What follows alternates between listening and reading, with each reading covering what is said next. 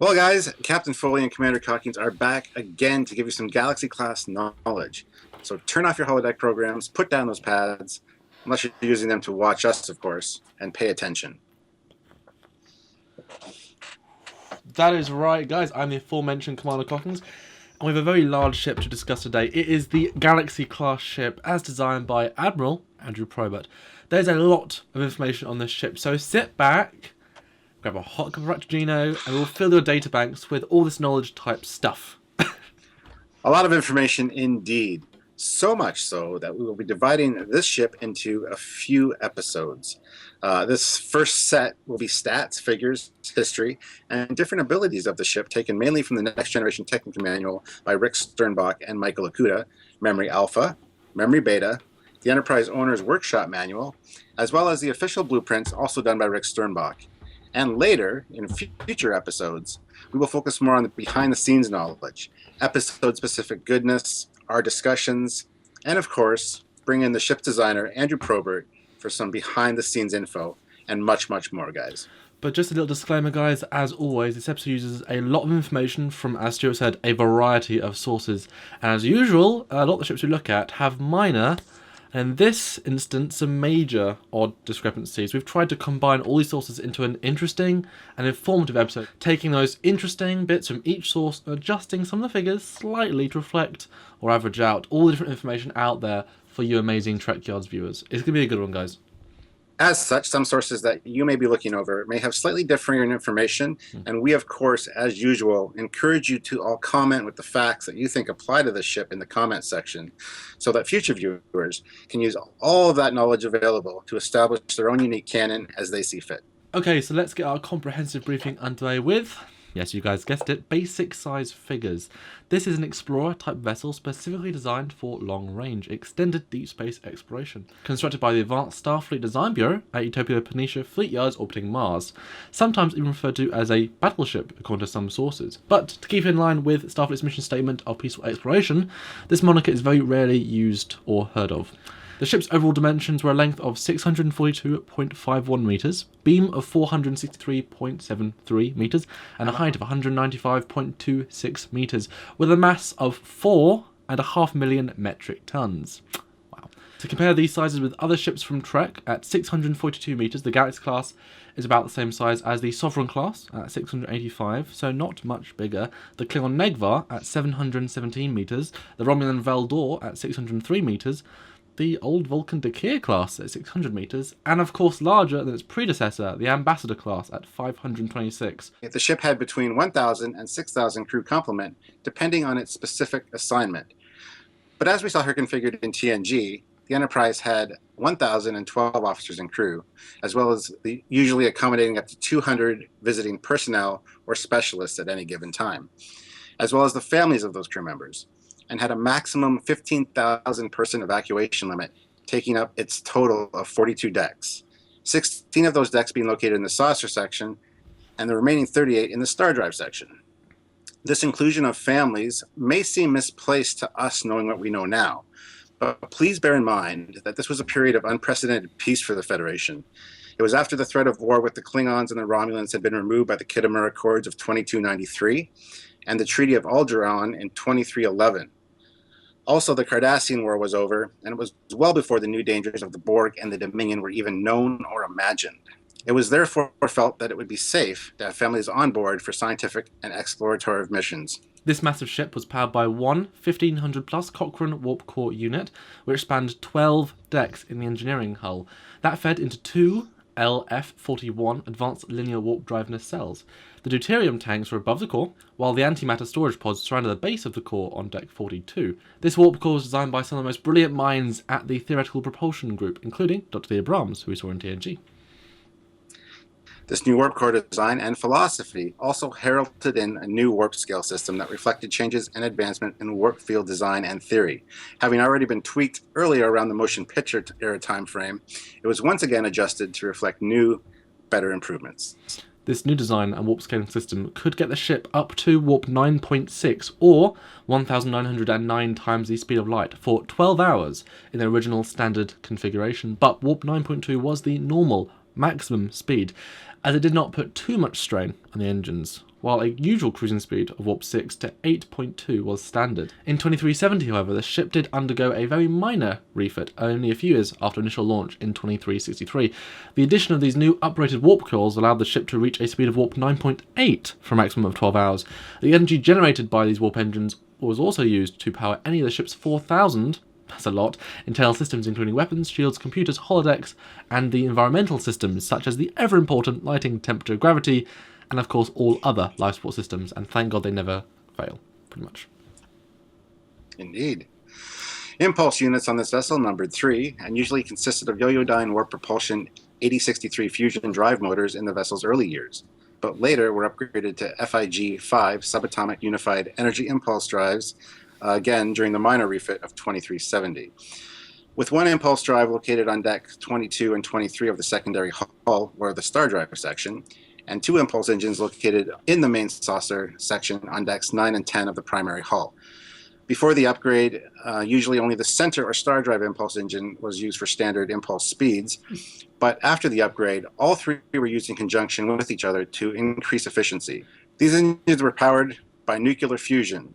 The main components were fusion reactors that generated high-energy plasma, which was then passed through driver coils to create a subspace field that reduced the ship's overall mass, and allowing the byproducts to be vented through the engine exhaust ports to propel the ship forward. These systems could also be diverted from the driver coils to an electroplasma system, or EPS conduits, that could disperse the energy throughout the ship as needed. Weapons on the Galaxy class consisted of 11 to 14 Type 10 phaser emitters. Certain Galaxy class ships, such as the USS Venture, were fitted with additional phaser arrays on the dorsal surfaces of the nacelles, thus giving us variable numbers there. Each phaser was capable of a 5.1 megawatt burst, and the dorsal phaser array on the saucer section consisted of 200 emitters and was immensely powerful. 2 standard photon torpedo launchers, one fore and one aft, were present, although the schematics on the 1701-D done by Rick Sternbach do show a third rear-facing tube located in the saucer section. However, this was never actually included on the filming model and therefore not really considered canon. However, we did speak to Rick and Andrew both about this. Andrew stated he did want it added to the physical model, and he did say he wanted to actually pencil it in, but it was too late in the building phase and Bob Justman just refused to put it on. If he had just penciled it in, it would have been considered canon. So considering these facts, let's just assume this new torpedo launcher was maybe part of the minor refit in 2370, and so canon in a sense. The main forward-facing launcher was located on deck 25, and a standard complement of 250 to 275 photon torpedoes, as well as some antimatter mines and numerous probes are carried on board.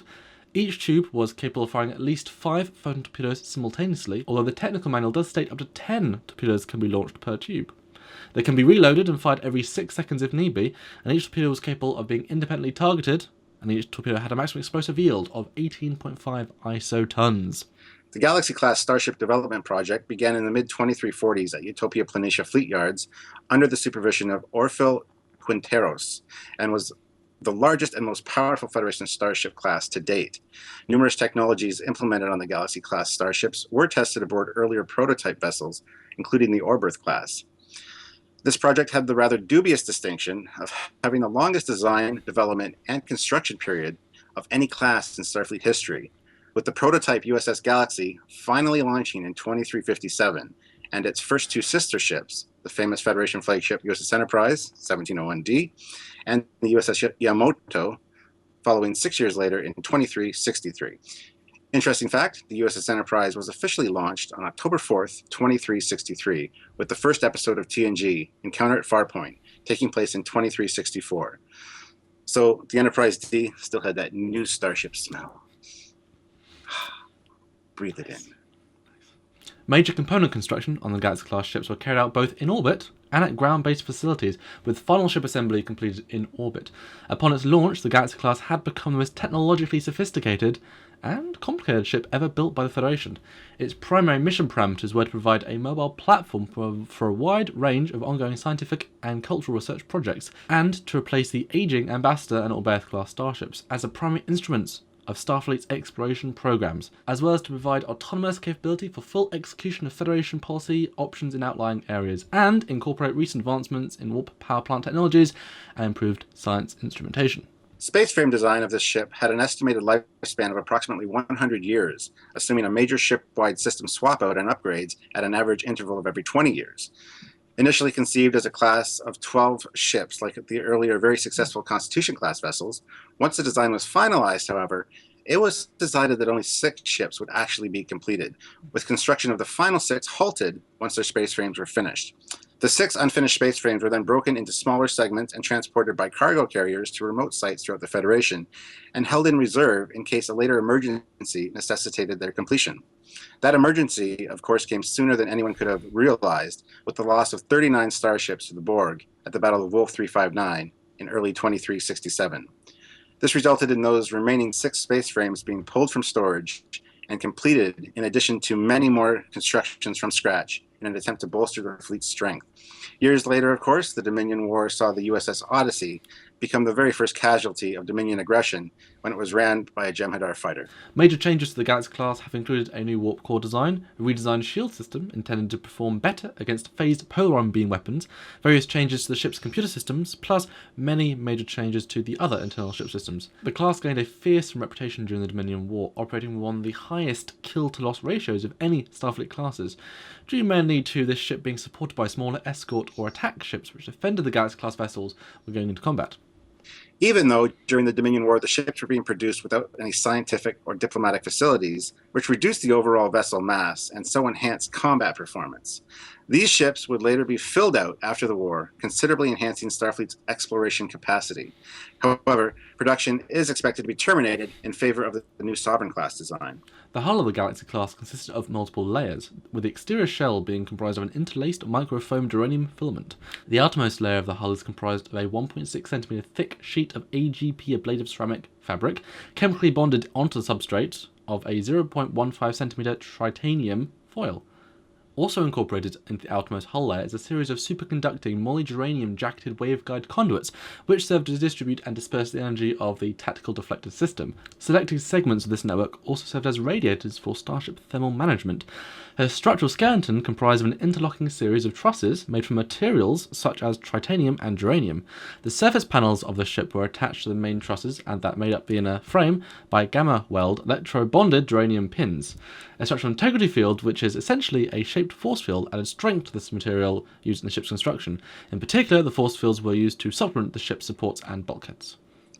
The ship's new expanded mission profile and its ability to operate independent of a starbase refurbishment for extended periods meant that the ship employed new facilities and technologies, which, as mentioned earlier, made it the most advanced vessel in Starfleet's inventory. The interior spaces of the Galaxy class were left somewhat customizable. Areas such as Deck 8 were designated as unfinished and multi-purpose in the event that extra space was needed for specific mission profiles. Intended primarily as a ship of exploration, its size and facilities allowed for missions up to a decade if necessary. Having an increased internal volume allowed for around 800,000 square meters of mission-adaptable facilities. The ship could even serve as a mobile starbase in the Federation's outlying territories, showing the flag and defending against hostile encroachment should the need arise. These vessels were also designed to not only carry crew, but their families as well, and as such the ship consisted of various spacious civilian quarters, as well as extensive recreational areas, including the latest in holodeck technologies. With the presence of families and non-Starfleet personnel on board, the Galaxy class interior was mostly designed for comfort and well-being of the crew in general. While major command sections maintained form and functionality above all, there remained a much more relaxed feel about the design of many areas. As with most starship designs, the main bridge was a modular design and could be easily and completely replaced with another bridge if the need called for it. The Enterprise D bridge had small changes for every season of TNG, including panels on the side and other changes as well. The largest full refit was done for Star Trek Generations.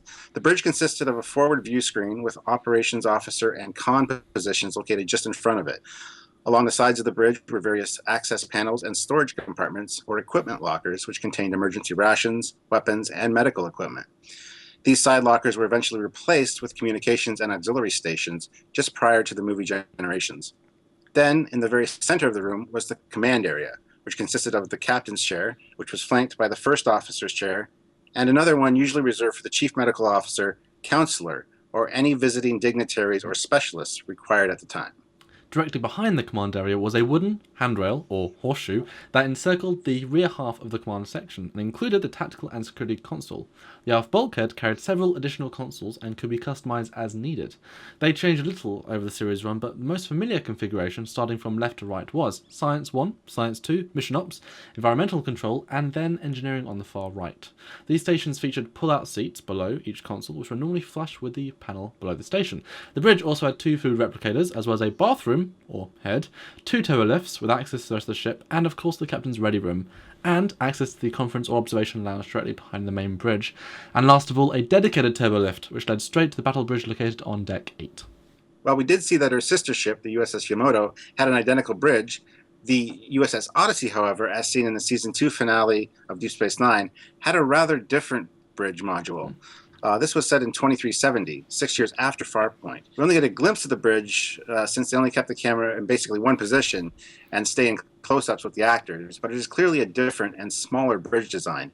It has the commander's chair to the left of the captain, while she appears to retain a version of the horseshoe. It does not wrap around the bridge, but instead extends into silver railings and consoles to either side. This bridge is far smaller, with the back wall of consoles just a step or 2 away from the horseshoe, and has a larger bank of consoles to either side of the horseshoe as well, and a smaller set at the back of the bridge. This could possibly be an alcove at the back, which suggests that this could be the same Enterprise A/Excelsior set that would later turn into Enterprise B set just a few months later. While it is difficult to tell, it would make sense, as that was the other standing bridge set at the time. In canon, this is likely a more compact version of the bridge used for the second wave of Galaxy-class starships, or a specifically designed bridge for this specific mission profile. Engineering systems spanned 12 decks and generated a very impressive 12.75 billion gigawatts of power. The main engineering room was located on deck 36 and consisted of 2 levels. This allowed direct access to the vessel's warp core and primary engineering support systems. This room could also serve as a backup to the main bridge if it was damaged or disabled. The room was also equipped with isolation doors and force field generators that would be used in the case of any major engineering failure, such as a breach or the necessity to eject the warp core. And that is it for part 1 of the amazing 50th Anniversary Galaxy-class special. Such a cool ship, eh, Stuart? It is indeed. And we want you to check out part 2. So please like this video, subscribe to the channel so you don't miss out on any of the new videos.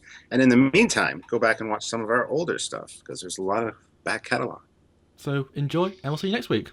Bye, guys. Bye, everybody.